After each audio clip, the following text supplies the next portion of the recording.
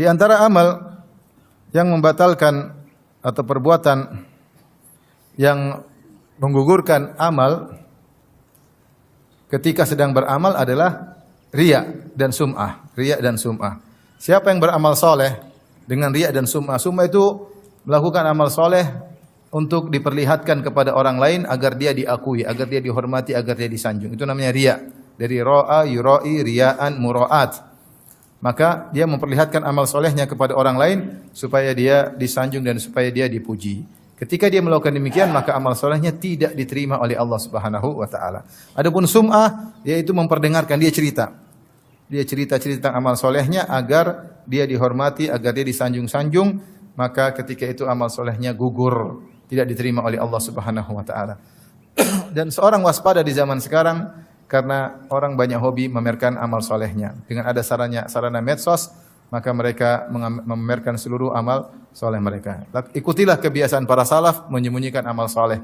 Kalau bisa seorang menyembunyikan amal soleh dia seluruhnya, bahkan amal soleh yang biasanya orang nampakkan hendaknya dia sembunyikan. Dia berbakti sama orang tua tidak usah cerita. Jangan cerita saya dulu bantu ibu saya dulu belikan ibu saya dulu berbakti sama bapak saya, enggak usah cerita. Seorang wanita berbakti kepada suami tidak usah pamer, saya kalau sama suami saya begini. Enggak perlu, biarlah Allah yang tahu. Semua amal soleh disembunyikan. Dia berbuat baik sama tetangga, dia berbuat baik sama anaknya, dia sedekah, enggak usah cerita. Kalau dia cerita boleh dalam kondisi terpaksa karena memang ada maslahat, tapi tidak boleh cari pujian. Kapan dia mencari pujian, maka itulah riya atau sum'ah. Sebagaimana mengatakan intidharu tsana'in nas huwa riya. Menanti-nantikan pujian manusia itulah riya. Kita habis amal soleh tunggu dipuji nih, lagi nunggu, belum dipuji, masih nunggu dipuji, sudah apa? Sudah riya. Pas dipuji, inilah yang saya pingin. Berarti pas, itulah riya sesungguhnya, sudah terbukti. Kapan dia beramal soleh nunggu pingin dipuji, itu sudah riya dan sum'ah. Maka seorang bersihkan dirinya dengan mengetahui kapan dia beramal, Allah sudah tahu. Wa ma anfaqtum min khairin fa innallaha bihi alim. Apapun yang kau infakkan sedikit pun Allah tahu. Kalau Allah sudah tahu sudah. Enggak usah perlu yang lain tahu.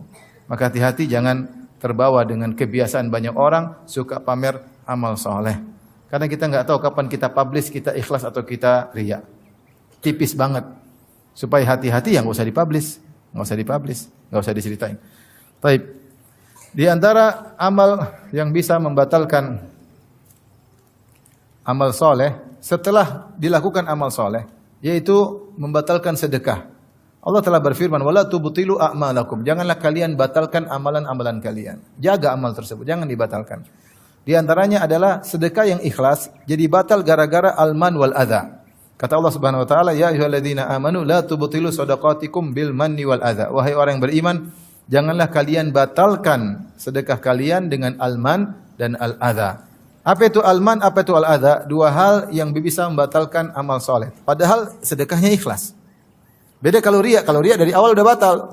Ini ikhlas dulu, terus belakangan baru muncul alman dan al-adha yang membatalkan. Padahal sudah ikhlas. Makanya Allah mengatakan, la tubtilu shadaqatikum bil manni wal adha kalladzi yunfiqu ria'an nas, ma lahu ria'an nas. Janganlah kalian batalkan amal sedekah kalian dengan alman dan al-adha sebagaimana orang yang riya. Kalau orang yang riya dari awal sudah batal. Ini kita cerita tentang orang yang ikhlas, kemudian belakangan dia melakukan alman dan al-adha. Apa itu alman? Alman adalah orang yang merasa punya jasa budi kepada orang yang dia bantu sehingga dia merasa mentang-mentang terhadap orang yang dia bantu. Kata Ibnu Hajar rahimahullah taala, alman asalnya adalah amalan hati namun terkadang terungkapkan dengan lisannya. Jadi kalau kita bantu orang, jangan kita merasa kita hebat. Kita merasa dia rendah. Kita merasa dia punya hutang budi sama saya, sehingga ada timbul mentang-mentang. Justru kita ini bersedekah supaya hati kita bersih. Hati kita bersih, karena tujuan sedekah adalah membersihkan hati. Kata Allah Subhanahu wa taala, "Khudz min amwalihim shadaqatan tutahhiruhum wa tuzakkihim biha." Ambillah sedekah dari mereka untuk mensucikan mereka dan bersihkan mereka. Orang kalau sering sedekah hatinya bersih. Karena dia peka kepada sesama kaum muslimin, dia menyayangi kaum muslimin. Bukan dia bersedekah untuk sombong dan mentang-mentang. Kapan sedekah tidak membersihkan hatinya, malah mengotori hatinya, maka sedekah tersebut menjadi dosa besar. Karena timbul alman. Alman itu menggugurkan sedekah. Makanya Rasulullah SAW mengatakan, salasatun la yukallimuhumullahu yaumal qiyamah. 3 orang yang Allah tidak ngajak ngobrol mereka, tidak berbicara dengan mereka pada hari kiamat kelak. Wala yanzuru ilaihim, Allah tidak memandang mereka dengan pandangan rahmat pada hari kiamat kelak. Wala yuzakkihim, Allah tidak ampuni dosa-dosa mereka. Walahum adzabun alim, dan bagi mereka azab yang pedih. Kata Nabi SAW di antaranya al-mannan. Al-mannan. Al-mannan yaitu orang yang merasa tinggi karena membantu orang lain. Lihat orang lain dia merasa, saya yang bantu. Sehingga dia semakin bersedekah semakin angkuh. Maka untuk mengobati penyakit ini kita harus tahu bahwasanya kalau kita membantu orang lain justru dia yang berjasa buat kita. Gara-gara kita bantu dia, kita dapat pahala. Gara-gara kita bantu dia, harta kita ditambah oleh Allah Subhanahu wa taala. Gara-gara kita bantu dia, maka kita diselamatkan dari kematian yang buruk dan banyak manfaat sedekah. Dia cuma makan, selesai. Manfaat yang didapatkan sedikit dibandingkan manfaat yang kembali kepada kita. Saya sering sampaikan, ada orang mungkin dia melihara anak yatim di rumahnya. Dia lihat anak yatim tersebut mungkin sedikit, taruh 1 bulan 2 juta. Tapi Allah kasih dia harta berlimpah-limpah gara-gara dia memelihara anak-anak yatim tersebut. Mana yang lebih beruntung? Dia atau anak yatim? Dia yang lebih beruntung. Oleh karena jangan merasa kalau kita bantu orang bahwasanya dia utang budi sama. Hilangkan itu semua, itu sebab alman. Dan itu bisa membatalkan sedekah kita yang tadinya ikhlas. Dan ini potensinya muncul kalau orang itu bikin masalah sama kita. Potensinya bakalan muncul kalau orang itu bikin masalah sama kita, maka namanya alman. Taib yang kedua al-adha. Apa bedanya alman al-adha? Al-adha bahasa Arab artinya menyakiti. Dengan kata-kata. Ini biasanya sudah bersataman. Jadi dia merasa mentang-mentang maka dia menyakiti. Dia bilang, kalau bukan saya kamu dulu sudah mati. Kalau bukan saya kamu dulu. Jangan sekali-kali kita menyakiti hati orang yang pernah kita bantu. Baik berupa harta maupun yang lainnya. Jangan kita mengungkit jasa-jasa kita sehingga dia tersakiti. Jangan. Sebagian ulama menyatakan hanya boleh antara orang tua dengan anak dan suami dan istri. Itu yang boleh. Itu pun bukan dalam rangka untuk menyakiti, tapi untuk menasihati. Orang tua boleh bilang sama anaknya, nak, Abi dulu yang ini, Abi dulu yang. Bukan menyakiti dia, tujuannya bukan menyakiti, tapi agar dia berbakti kepada orang tuanya. Ini dibolehkan. Dia bukan al-adha, bukan menyakiti, tapi mengungkit kebaikan dalam rangka agar anaknya itu sadar. Sebagaimana suami boleh, sebagaimana mengatakan boleh dia ingatkan istrinya. Saya dulu yang inikan kamu, agar dia tunduk kepada atau taat kepada suaminya. Karena banyak istri yang lupa diri ya. Lupa diri, sudah dibaikin sama suaminya, kemudian akhirnya membangkang, angkat suara, merendahkan suami, tidak menghormati suami, seakan-akan apa yang dilakukan oleh suami selama tidak ada nilainya. Kata Nabi SAW, "Idza ahsanta ila ihdahunna dahra, tsumma ra'at minka syai'an, laqalat ma ra'aitu minka khairan qad." Jika salah seorang dari kalian berbuat kebaikan kepada istrinya setahun penuh, kemudian dia melakukan satu kesalahan, maka istrinya berkata, "Aku tidak pernah melihat kebaikan darimu meskipun sedikit sama sekali." Dia lupa. Oleh karena tidak mengapa seorang suami terkadang mengingatkan kebaikannya agar istrinya tidak lupa, bukan untuk menyengketi istrinya, bukan, tapi agar dia menjadi lebih baik. Adapun kalau seorang mengungkit kebaikannya untuk menyengketi orang tersebut, maka itu adha. Ini langsung membatalkan kebaikannya. Hati-hati. Kamu dulu miskin, yang ngerjain kamu siapa? Yang buat kamu diterima pekerjaannya siapa? Itu sama. Itu langsung amal kita gugur ketika itu. Karena kita menyakiti hatinya. Maka hati-hati kalau terbetik dalam benak kita mau bicara, enggak usah bicara. Bayangkan seorang yang sudah melakukan kebaikan 20 tahun lalu, kemudian dia ada masalah dengan orang tersebut, dia ungkit. Kamu dulu yang ini, kamu tahu enggak kalau saya enggak ngebantu kamu dulu, kamu sudah mati, kamu sudah kurus krempeng, kamu. Sekarang kamu gemuk, siapa yang bikin gemuk? Ini langsung kebaikan 20 tahun yang lalu hilang. Maka waspada, yang penting bukan cuma bersedekah, tapi bagaimana menjaga kebaikan kita, jasa kita agar tidak batal gara-gara alman wal adha. Taib, di antara hal yang bisa membatalkan amal soleh seorang artinya tidak diterima sejak awal, sama seperti riya, sama dengan kufur, tidak diterima sejak awal adalah mendustakan takdir. Siapa yang mendustakan takdir, mengatakan Allah tidak mencatat sebelumnya, ini terjadi begitu saja tanpa ada catatan Allah sebelumnya, maka amalnya tidak diterima oleh Allah Subhanahu wa taala. Dalam satu hadis ketika dilaporkan, dalam hadis pertama dalam Sahih Muslim, ketika dilaporkan kepada Ibnu Umar radhiyallahu taala anhuma bahwasanya di Basrah ada seorang namanya Ma'bad al-Juhani yang dia terlalu berdalam-dalam tentang ilmu sehingga menggunakan logikanya sehingga dia berkesimpulan al-amru unuf, bahwasanya segala perkara itu baru saja terjadi tanpa direncanakan oleh Allah, tanpa dicatat oleh Allah sebelumnya. Terjadi begitu saja. Allah tidak ada rencana-rencana, tiba-tiba muncul. Maka Ibnu Umar berkata, "Idza laqita haula," jika kau bertemu dengan mereka. Fa akhbirhum anna Ibnu Umar bari'um minhum. Sampaikan bahwasanya Ibnu Umar, saya sahabat Ibnu Umar, berlepas diri dari mereka. Wa hum bara'u minni, dan mereka berlepas diri dariku. Dan sampaikan kepada mereka, "Lau anna ahadahum anfaqa mithla Uhudin dhahaban ma qabilallahu minhu hatta yu'mina bil qadar." Sampaikan kepada mereka, kalau salah seorang dari mereka berinfak dengan emas sebesar gunung Uhud, Allah tidak akan terima sampai dia beriman dengan takdir.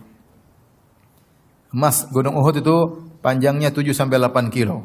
Lebarnya 2 sampai 3 kilo. Tingginya 100 meter lebih. Kalau ditimbang berapa ton? Kalau antum punya emas sebesar gunung Uhud itu, antum infakkan, meskipun ikhlas, tidak akan diterima kalau antum mendustakan takdir. Karena di antara rukun iman adalah apa? Iman kepada takdir. Semua ini sudah tercatat di Lauhil Mahfuz. Tidak ada satu perbuatan, terkejadian, peristiwa kecuali sudah tercatat di Lauhil Mahfuz. Kalau kita tidak beriman akan hal ini, maka amal kita apapun yang kita lakukan gugur, tidak akan diterima oleh Allah Subhanahu wa taala.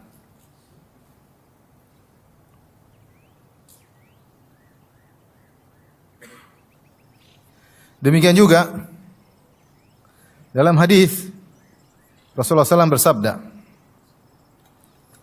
"Walau anfaqta mithla Uhudin dhahaban fi sabilillah ma qabilahu Allahu minka." Kata Nabi, kalau kau berinfak dengan emas sebesar gunung Uhud di jalan Allah, Allah tidak akan menerima darimu hatta tu'mina bil qadar, sampai kau beriman kepada takdir. Wa ta'lama anna ma asabaka lam yakun liyukhti'ak, dan kau tahu bahwasanya apa yang menimpamu tidak akan meleset karena sudah ditakdirkan. Wa anna ma akhta'aka lam yakun liyusibak, dan apa yang meleset darimu tidak akan mengenaimu. Walau mutta ala ghairi hadza la dakhaltan nar, kalau kau meninggal tidak punya keyakinan seperti ini, tidak beriman terhadap takdir, maka kau akan masuk neraka jahanam. Karena hati-hati, sebagian orang menggunakan logikanya, tidak belajar Islam dengan baik, menggunakan logikanya akhirnya terjebak dengan paham qadariyah yang menolak adanya takdir, dan ini membatalkan amal seseorang. Maka waspada. Ini pentingnya kita belajar rukun iman. Di antara amalan yang bisa membatalkan amal soleh adalah, atau perbuatan yang bisa membatalkan amal soleh adalah meninggalkan salat asar. Meninggalkan salat asar. Datang hadis secara khusus dalam Sahih Bukhari dan yang lainnya. Rasulullah sallallahu alaihi wasallam bersabda, "Man taraka salatal asar faqad habita amaluh."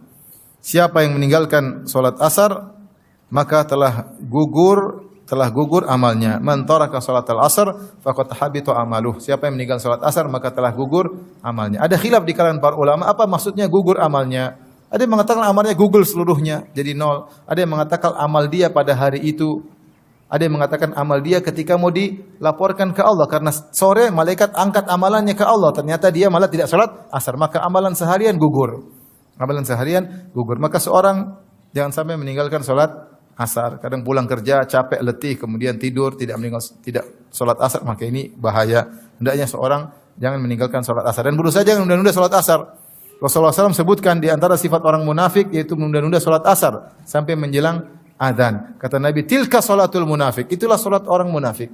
Dia menunggu-nunggu sampai matahari sudah mau terbenam, tiba-tiba dia rajin mendadak. Langsung semangat, Allahu Akbar. Tadinya ngobrol terus. Maka seorang beriman jangan tunda-tunda salat asar. Segera dia lakukan salat asar. Di antara hal yang batalkan amal soleh seseorang adalah bersumpah mendahului Allah. Bersumpah mendahului Allah. Sok tahu tentang Allah Subhanahu wa taala dengan sumpah. Dalam hadis disebutkan tentang dua orang yang saling bersaudara. Kemudian yang satu rajin maksiat, yang satu rajin ibadah. Yang rajin ibadah selalu menegur yang teman yang suka bermaksiat. Dia mengatakan, "Ya fulan, aqsir, wahai fulan, berhentilah." Tapi temannya tersebut tidak mau berhenti. Terus maksiat. Sampai satu hari temannya melakukan maksiat yang tidak biasanya. Maka dia mengatakan, "Ya fulan aqsir, wahai fulan, berhentilah dari maksiatmu." Ternyata si fulan yang ditegur marah. Dia berkata, "Da'ni wa Rabbi." Biarkan aku dengan Tuhanku. Ngapain kau ikut campur urusanku? Ini salah juga ya. Dia salah, dia emosi. Dia bilang, "Abu ista alayya raqiba." Apakah Allah utus kamu jadi pengawasku? Sudah ada malaikat, ngapain kau ngawasi saya? Ini perkataan orang ini benar atau salah? Salah. Karena nahi mungkar harus ditegakkan. Saking jengkelnya dia bilang, "Ngapain kau ngurus saya? Biar saya urus dengan Tuhan." Kau ngapain tegur-tegur saya? Emang kau ditugaskan Allah untuk nyatatin saya? Sudah ada malaikat raqib atid, ngapain kau ikut-ikut? Ngomongannya gitu. Intinya dia emosi ketika ditegur tersebut, dan ini ucapan salah dari orang ini, pelaku maksiat ini. Dia jengkel ditegur terus, dan yang menegur lebih jengkel lagi. Akhirnya dia berkata, "Wallahi la yaghfirallahu lak." Demi Allah dia bersumpah, Allah tidak akan mengampunimu. Nah ini masalahnya. Dia mendahului Allah, bahkan dia bersumpah. Maka Allah matikan kedua-duanya.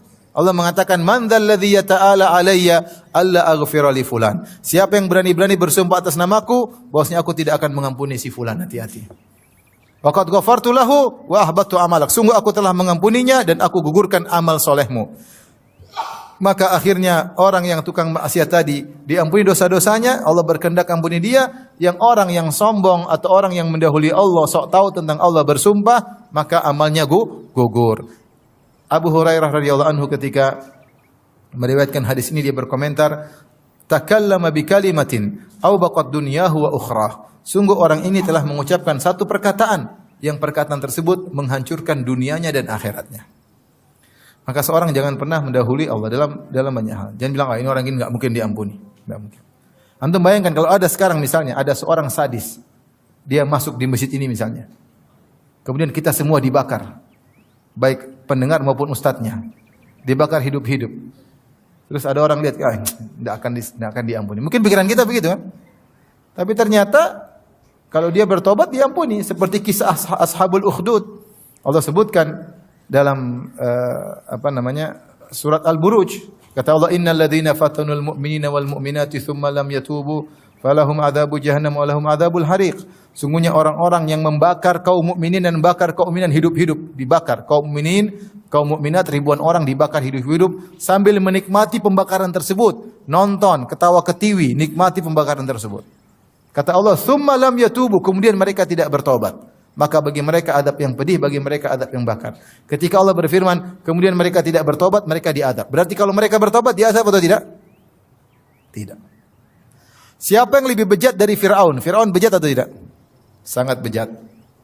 Tetapi Allah masih beri dia kesempatan untuk bertobat. Buktinya Allah kirim Musa dan Harun, dua nabi bahkan. Dan Allah wasiatkan kepada Musa dan Harun, "Faqula lahu qawlan layyinan la'allahu yatadzakkaru aw yakhsha." Wahai Musa dan Harun, ucapkanlah kata-kata yang lembut, siapa tahu Fir'aun sadar. Siapa tahu Fir'aun sadar. Bahkan Allah berikan mukjizat-mukjizat, namun dasar Fir'aun kepala batu ya.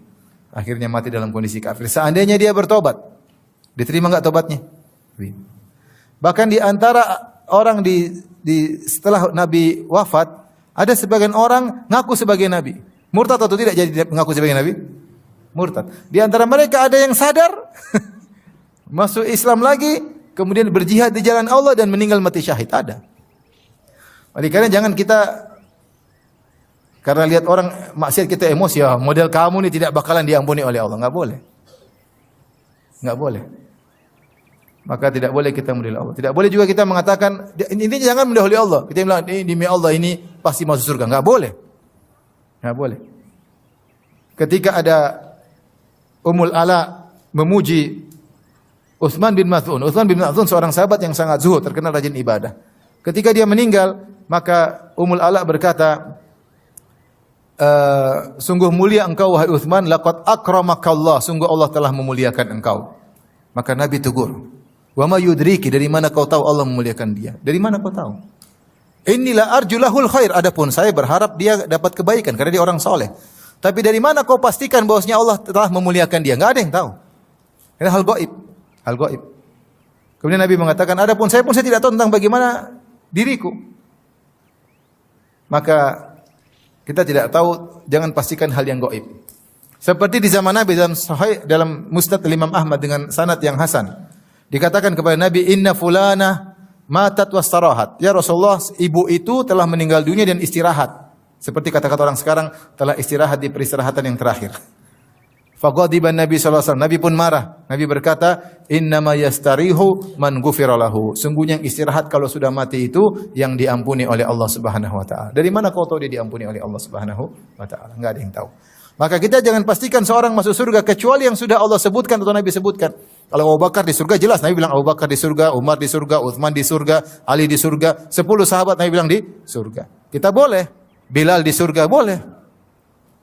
Tapi selain itu jangan kita pastikan. Kita mengatakan mudah-mudahan masuk apa? Surga. Tidak boleh juga kita bilang pasti masuk neraka kecuali yang telah dipastikan oleh Allah Subhanahu wa taala. Oleh karenanya jangan mendahului hal-hal yang gaib. Makanya di antara hal yang konyol sebagian dai mengatakan kita pasti masuk surga. Saya pernah dengar orang ceramah seperti itu. Kelompok kita ini pasti masuk surga. Masya Allah. Bahkan ada yang parah lagi. Kalau ada kelompok lain masuk surga gara-gara kita. Ada lagi. Si wali fulan bisa matikan neraka jahanam. Allahu Akbar. Main-main dengan gampang-gampang. Nanti di akhirat bisa matikan neraka jahanam. Ya Allah. Nabi aja berdoa.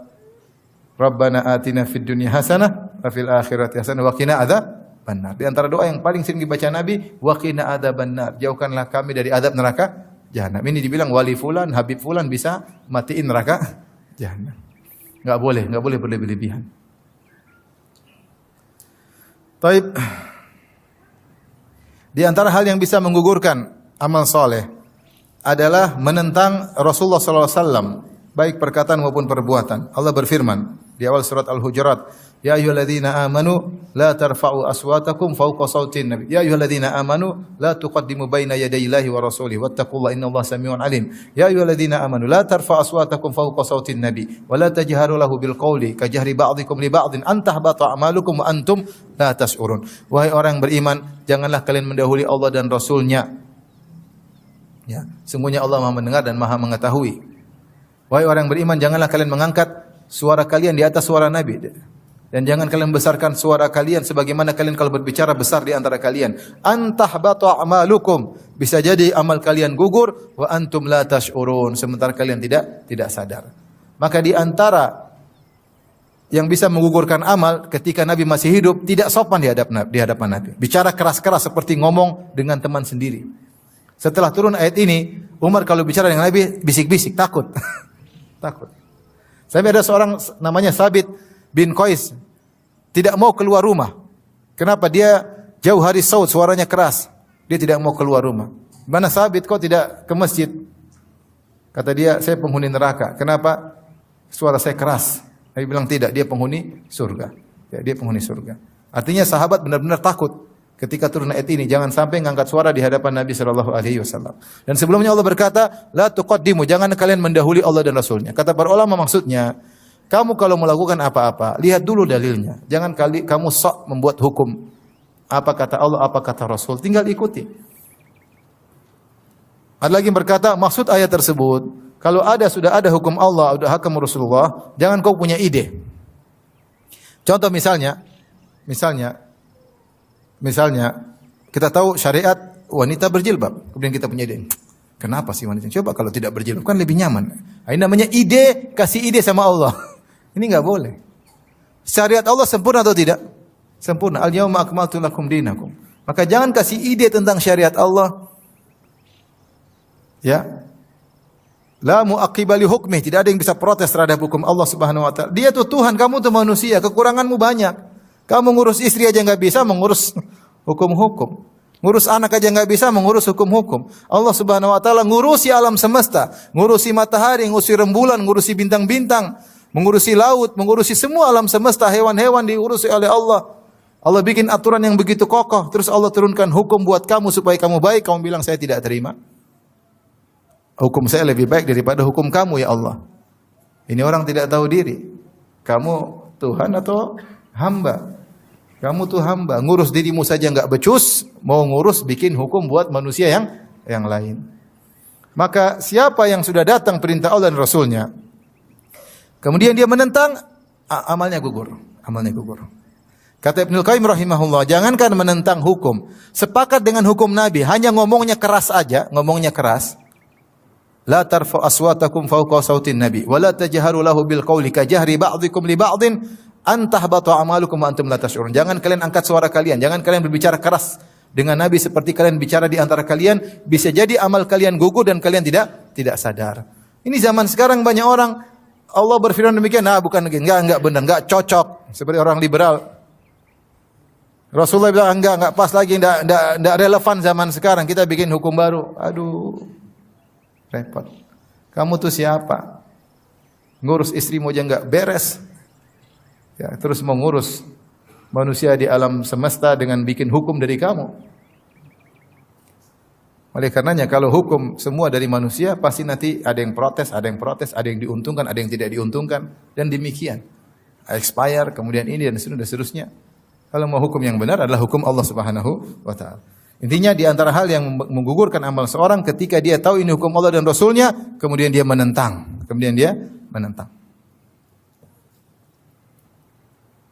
Maka hati-hati kalau kita sudah jelas hukum Allah, hukum Rasul, maka jangan dibilang lagi, kata Ustadz, kata Kiai, kata Habib, tidak ada. Kalau ini sudah hukumnya jelas, terima. Benar-benar dari Allah dan Rasulnya, maka terima. Kalau kata-kata terus nggak akan berhentinya. Sekarang Allah bilang, orang kafir di neraka, yaumna selain neraka, orang liberal bilang, ada juga orang liberal mengatakan enggak di surga. Kata Ustadz di surga. Allah bilang di neraka, dia bilang kata Ustadz di mana? Di surga. Allah bilang jangan mohon ampunan bagi orang kafir yang sudah meninggal dunia, enggak apa-apa. Kita mohon ampun buat mereka. Allah menyuruh pakai jilbab, enggak apa-apa enggak pakai jilbab, yang penting sopan. Sopan bagaimana? Sesuai dengan tradisi. Kalau di kantor sopan ya buka jilbab, kemudian betis kelihatan sedikit sopan. Itu namanya jilbab versi kantor. Tapi kalau di pantai ya bikini, itu yang sopan. Kacau seperti ini. Kalau sudah jelas hukum Allah dan Rasulnya, jangan coba-coba berpaling. Apalagi menentang, maka akan gugur amal.